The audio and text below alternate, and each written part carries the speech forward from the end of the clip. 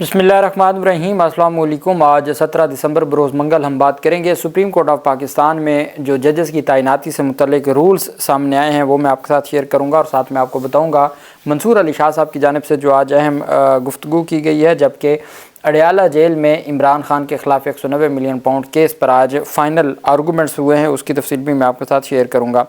सबसे पहले मैं आपको बताता चलूँ कि 13 सफ़ात पर मुश्तमिल ये जो रूल्स का मुसवदा है वो सामने आया है। सुप्रीम कोर्ट ऑफ पाकिस्तान और हाई कोर्ट में जजेस तैनाती के लिए जस्टिस जमाल मंदोखेल की सरबराही में रूल्स मेकिंग कमेटी ने 13 सफ़ात पर मुश्तमिल जो रूल्स का मुसवदा तैयार करके सुप्रीम कोर्ट की वेबसाइट पर भी अपलोड कर दिया है। सुप्रीम कोर्ट की तरफ से जारी एलामिया में कहा गया कि वकला और आम लोग इन रूल्स के बारे में अपनी राय दे सकते हैं और लोगों की राय को 21 दिसंबर को होने वाले इजलास में देखा जाएगा। रिपोर्ट के शुरू में जजेस तैनाती की मंजूरी देने वाले जुडिशल कमीशन की तश्कील के बारे में बात की गई है, जुडिशल कमीशन के सेक्रेटरीट के बारे में बात की गई है, लेकिन इससे आगे चलकर बताया गया कि high court, supreme court, federal शरीयत कोर्ट के जजेस की तैनाती किस तरह होगी। 13 सफ़ात पर मुश्तमिल मुसवदे में लिखा है कि जजेस की तकर्री के लिए मेरिट, प्रोफेशनल क्वालिफ़िकेशन, कानून पर अबूर, सलाहियत पर मुश्तमिल होगा। जजेस के लिए मेरिट में उम्मीदवार की साख और दबाव से आज़ाद होना भी शामिल होगा, जबकि जजेस के लिए नामजदगियों में वकला और सेशन जजेस की मुनासिब नुमाइंदगी होनी चाहिए। मुसवदे के मुताबिक सुप्रीम कोर्ट में तैनाती के लिए तमाम हाई कोर्ट्स की मुनासिब नुमाइंदगी यकीनी बनाई जाए। सुप्रीम कोर्ट में तैनाती हाई कोर्ट्स के 5 सीनियर तरीन जजेस में से होनी चाहिए। हाई कोर्ट के चीफ जस्टिस की तकर्री 3 सीनियर तरीन जजेस में से होगी। मुसवदे में कहा गया कि जुडिशल कमीशन में तमाम नामों पर गौर करने के बाद वोटिंग का अमल शुरू होगा। जुडिशल कमीशन के 2010 के रूल्स को ख़त्म किया जाता है। 13 सफ़ात पर मुश्तमिल रिपोर्ट में तजवीज़ किया गया है कि जब भी आला अदलिया में किसी जज को तैनाती के लिए नामज़द किया जाएगा तो कमीशन इस शख्सियत से मुतल्लिक़ कम अज़ कम 2 सिविल इंटेलिजेंस एजेंसियों से उस शख्सियत के बैकग्राउंड के बारे में मालूमात लेगा। अगर किसी भी नामज़द करदा जज के बारे में बुरे तासुरात सामने आते हैं तो ऐसे तासुरात देने वाला अफसर इन तासुरात पर अपने नाम और ओहदे के साथ दस्तखत करेगा। मुसवदे में तजवीज़ की गई है कि जजेस की हतमी तैनाती का फ़ैसला जुडिशल कमीशन अरकान के अक्सरियती वोट से किया जाएगा। यहाँ आके जब अक्सरियती वोट जुडिशल कमीशन का है तो यहाँ आके तमाम की तमाम जो आपकी क्वालिफ़िकेशंस हैं वो डिसक्वालीफाई हो जाती हैं। चूँकि जजेस की जो नामजदगी है वो कोई भी कर सकता है मेंबरान में से, जुडिशल कमीशन के मेंबरान में से। अब जुडिशल कमीशन ने देखना है कि वो इन रूल्स पर पूरा उतरता है या नहीं उतरता। वो देखेंगे कैसे, वोटिंग के ज़रिए। जो अक्सरियत में जिस जो जज के हवाले से वोट आ जाएंगे, हुकूमती अक्सरियत है तो जिनके वोट आ जाएंगे वो भला उस क्राइटेरिया पे पूरा उतरता है या नहीं उतरता। चूँकि ये जो रूल्स हैं इन पर अमल दरामद या उस क्राइटेरिया को मुकम्मल करना भी तो जुडिशल कमीशन नहीं करना है ना, और तो कोई इदारा नहीं है जो उसके ऊपर अमल दरामद करवाएगा। तो मैं बतौर कानून का तालिब इल्म समझता हूँ कि ये जितने भी रूल्स बनाए गए हैं ये इस वजह से डिसक्वालीफाई हैं कि इन रूल्स के बावजूद जो नामजदगियाँ होंगी उस पर वोटिंग होगी और जुडिशल कमीशन की अक्सरियती जो मेंबरान होंगे जिसको वो सिलेक्ट करेंगे वो जज बन जाएगा। और ये हकीकत है कि जुडिशल कमीशन की जिस तरीके से तश्कील की गई है और मेंबरान, और पता है कि हुकूमती अक्सरियत है तो उन्होंने जिन जजेस को तैनात करना है वो जजेस तैनात अपने जहन में हो चुके हैं। वो अपनी तैयारियां उन्होंने शुरू कर दी हैं, उन्होंने अपने लिबास सिलवाने शुरू कर दिए हैं। ये रूल्स बनते रहें, रूल्स एंड रेगुलेशंस, कवायद व ज़वाबित आप कुछ कर लें। आप भले 21 दिसंबर तक जो है वो पोस्टपोन किया है और आप 21 दिसंबर को पहले रूल्स की मंजूरी होगी, फिर जजेस की मंजूरियां होंगी। तो भाई मेरे, जब जुडिशल कमीशन की अक्सरियती जो हुकूमत है जो जिसके बारे में मंसूर अली शाह चीख चीख कर बता रहा है कि एग्जेक्टिव हावी हो चुकी है जुडिशरी के ऊपर और एग्जेक्टिव की अक्सरियत से जजेस की तैनाती होगी, आप भले जो कवायद व ज़वाबित बनाएं, जो हुकूमत जिनको चाहेगी वही जज लगेगा और जिनको हुकूमत सेटलमेंट हो चुकी है और हुकूमत अपना जहन पहले ही बना चुकी है और मैसेज भी दिया जा चुका है। तो मैं समझता हूँ कि ये जो तमाम चीज़ें हैं ये एक ऐसी कोशिश है या ऐसी प्रैक्टिस है जिसका मुझे नहीं लगता कि इससे कुछ निकलना है।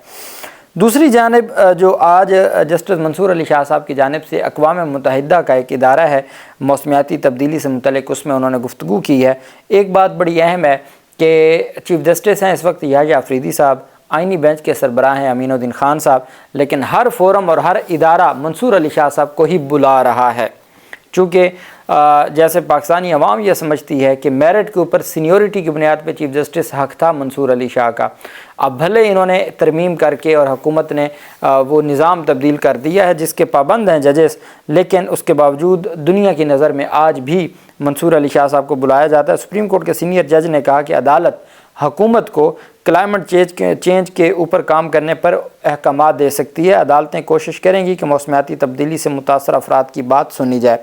اقوام متحدہ کی موسمیاتی تبدیلی کانفرنس 2024 کے اگلے مرحلے کے حوالے سے فرانسیسی سفارت خانے اور انسٹیٹیوٹ آف اسٹریٹجک اسٹڈیز کی شراکت داری سے مباحثے کا اہتمام کیا گیا، جس میں آذربائیجان کے باکو میں منعقد ہونے والی کانفرنس کے نتائج اور حکمت عملی کا تجزیہ کیا گیا۔ سپریم کورٹ کے سینئر جج منصور علی شاہ مہمان خصوصی تھے، جبکہ سینیٹر شہری رحمان اور رومینہ خورشید عالم نے بھی اس میں شرکت کی۔ اس کے علاوہ اراکین پارلیمنٹ بھی تھے، سفارتی برادری بھی تھی، موسمیاتی ماہرین اور ماہرین تعلیم بھی اس میں شریک تھے۔ موسمیاتی تبدیلی کی تقریب سے ویڈیو لنک پر خطاب کرتے ہوئے منصور علی شاہ نے کہا کہ ہم نے کلائمیٹ چینج اتھارٹی کو ٹیک اپ کیا۔ پاکستان کی آئینی عدالتیں انوائرمنٹ کے معاملے کو دیکھ رہی ہیں، جیسے شاہد کریم صاحب دیکھ رہے ہیں، لاہور ہائی کورٹ کے جو جج ہیں۔ ان کا کہنا تھا ملک کو شدید موسمیاتی تبدیلی کے مسائل کا سامنا ہے، پاکستان کے جج کو کلائمیٹ چینج پر بہت کچھ دیکھنا ہوتا ہے، ڈیزاسٹر مینجمنٹ اور دیگر مسائل کو دیکھنا ہوتا ہے۔ انہوں نے کہا کہ کلر کہار میں سیمنٹ پلانٹ کا کیس سامنے آیا، اس میں کلائمیٹ چینج کا مسئلہ نہیں اٹھایا گیا، اس سے پانی کا مسئلہ بن رہا تھا۔ منصور علی شاہ نے کہا کہ سی ڈی اے کیس میں کہا کہ پلاننگ ماحول دوست ہونی چاہیے، ماربل کریشنگ پلانٹس کو ری لوکیٹ کرنے یا اس میں جدید ٹیکنالوجی استعمال کرنے کا کہا۔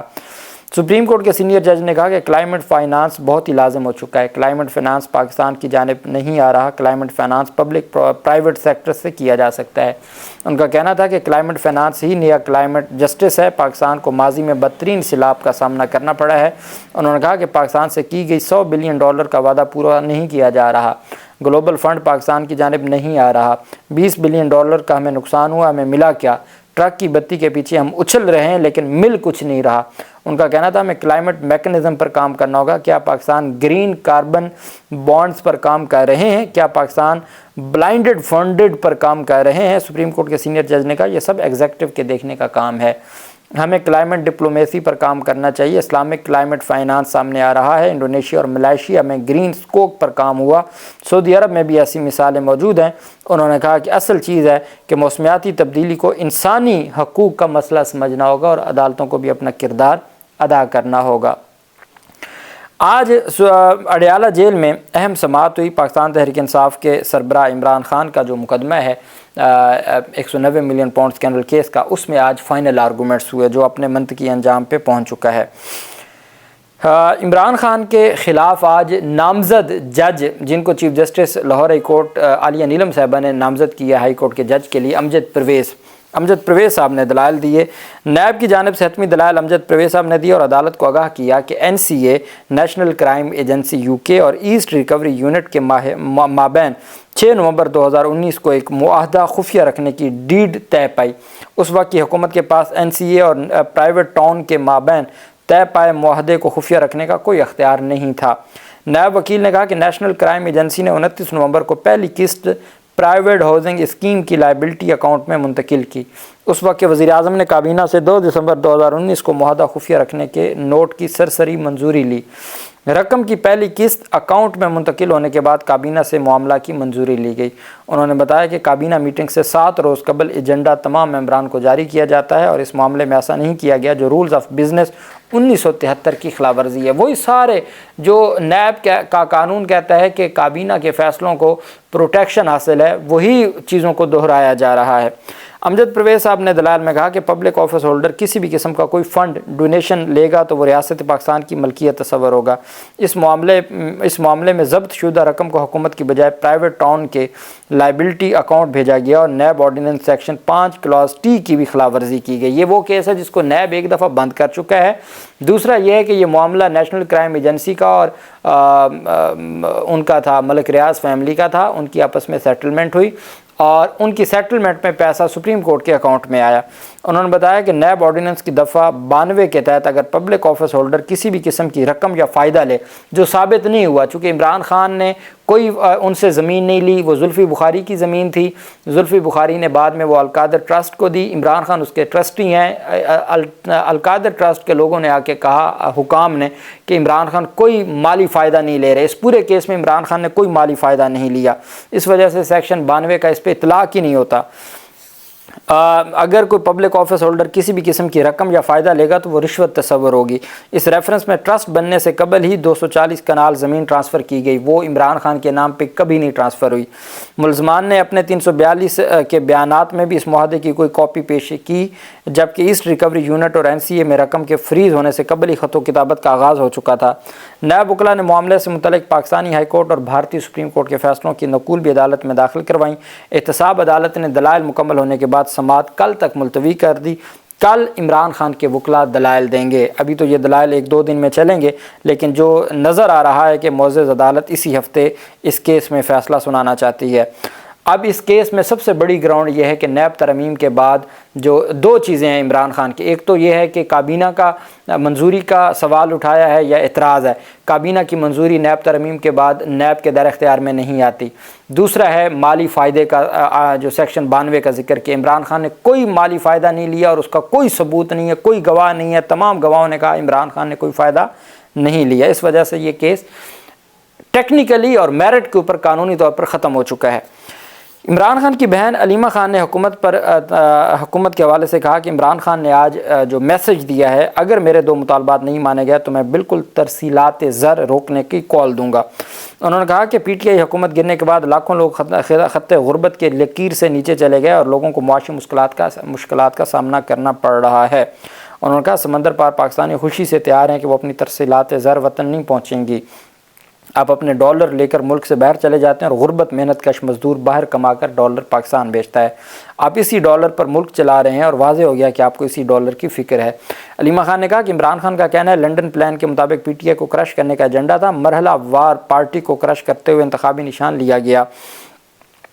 عمران خان نے کہا کہ 10 عمارتیں جلائی گئیں تو 10,000 لوگوں کو گرفتار کر لیا گیا، اتنے لوگوں نے 10 عمارتیں تو نہیں جلائیں۔ 8 فروری کو عوام نے ان کو دھوکہ دیا اور بتایا کہ وہ ظلم کے نظام کے خلاف کھڑے ہیں، اور 9 فروری کو لوگوں کا ووٹ چوری کر کے جعلی حکومت بنائی گئی۔ عمران خان نے کہا کہ قانون کی حکمرانی کے لیے 24 نومبر کے احتجاج پر گولی چلائی گئی، جب لڑکے شہید اور زخمی ہوئے تو علیمہ خان کہتی ہیں میں وہاں موجود تھی، عمارات سے گولی چلائی گئی، ہم اس کے عینی شاہد ہیں، رات کو اندھیرا کر کے بے گناہ لوگوں کو قتل عام کیا گیا، بہت زیادہ جو گواہ ہیں جو آنکھوں دیکھا حال بتا رہے ہیں۔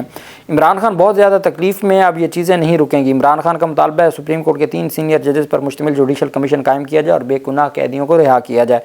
عمران خان نے کہا کہ اگر مطالبات تسلیم نہیں کیے گئے تو وہ سمندر پار پاکستانیوں سے ترسیلات زر وطن نہ بھیجنے کی اپیل کریں گے۔